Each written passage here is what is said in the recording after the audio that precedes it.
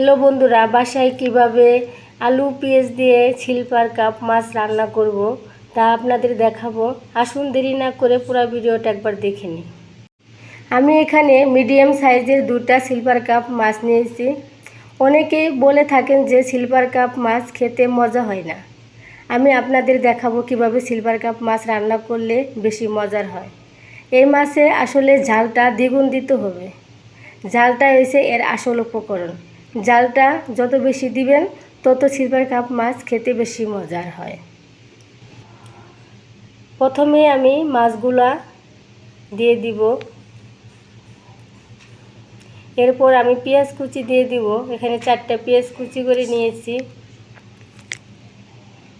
এরপর আদা বাটা দিয়ে দিব, রসুন বাটা দিয়ে দিব, জিরা বাটা দিয়ে দিব, 1 চামচ ধনিয়ার গুঁড়া, 1 চামচ হলুদের গুঁড়া, কাঁচা মরিচ বাটা দিয়ে দিব। বাটা মরিচের স্বাদটা আসলে অন্যরকম কাঁচা মরিচের। এবং শুকনো মরিচ দিয়ে দিব 2 চামচ স্বাদ মতো লবণ, পরিমাণ মতো তেল দিয়ে দিব। এরপর কাঁচামরিচ চিড়ে দিয়ে দিব, 4টা কাঁচামরিচ চিড়ে দিয়েছি। এরপর সবগুলো উপকরণ দিয়ে মাছগুলো ভালোভাবে মেখে নিব। এরপর পরিমাণ মতো পানি দিয়ে দিব। আবারও 4টা কাঁচামরিচ দিয়ে দিব, দিয়ে ঢাকনা দিয়ে ঢেকে 10 মিনিট রান্না করব। দর্শক, চামিচ বা খুন্তি দিয়ে লাড়া যাব না, তাহলে মাছগুলো ভেঙে যাবে। এভাবে একটু কয়রা ধরে লেড়ে দিব, তারপর ঢাকনা দিয়ে ঢেকে 2 মিনিট রান্না করব।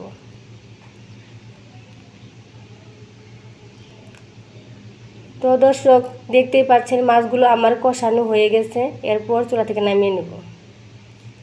এরপর কয়রা গরম হয়ে গেলে পরিমাণ মতো তেল দিয়ে দিব, পেঁয়াজ কুচি দিয়ে দিব। পেঁয়াজ কুচিগুলো হালকা 1 মিনিট ভেজে নিব। পেঁয়াজগুলো মোটামুটি ভাজা হয়ে গেছে। এরপর আদা বাটা, রসুন বাটা, জিরা বাটা দিয়ে তেলের সাথে নাড়াচাড়া করে নিব, যাতে করে মশলার কাঁচা গন্ধটা থাকবে না। এরপর আমি বাটা কাঁচামরিচ দিয়ে দিব। কাঁচামরিচটাও তেলের সাথে এভাবে ভালোভাবে নেড়েচেড়ে ভেজে নিব। কাঁচামরিচের রান্না স্বাদটা আসলে অন্যরকম। এরপর একটু পানি দিয়ে দিব, যাতে মশলাগুলো পুড়ে না যায়। এরপর 1 চামচ হলুদের গুঁড়া, 1 চামচ মরিচের গুঁড়া, 1 চামচ ধনিয়ার গুঁড়া দিয়ে দিব।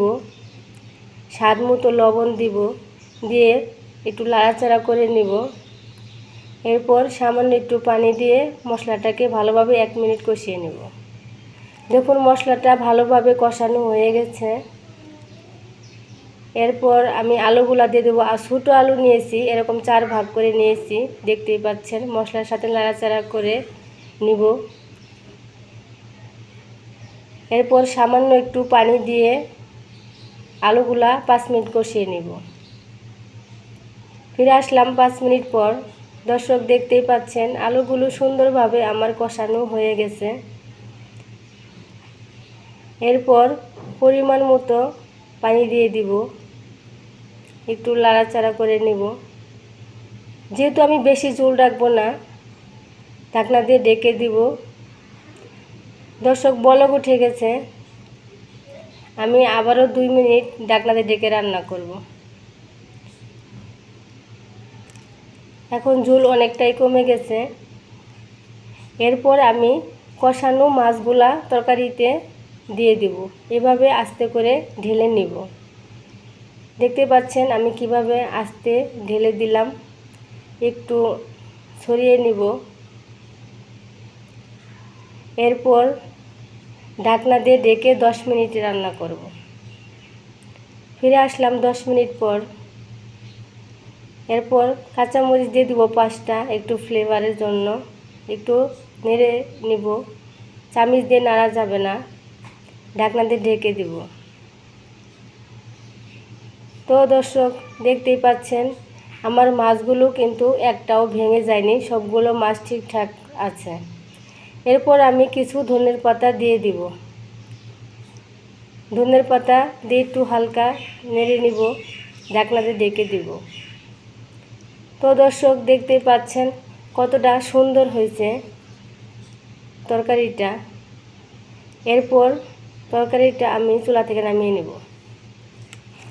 তো দর্শক, দেখতেই পাচ্ছেন কত সুন্দর হয়েছে সিলভার কাপ মাছ আলু পেঁয়াজ দিয়ে রান্না। আশা করি বাসায় এভাবে রান্না করলে আপনাদেরও অনেক ভালো লাগবে। প্লিজ বাসায় রান্না করে দেখবেন। ভিডিওটি যদি ভালো লাগে লাইক কমেন্ট শেয়ার করবেন। সবাই ভালো থাকবেন।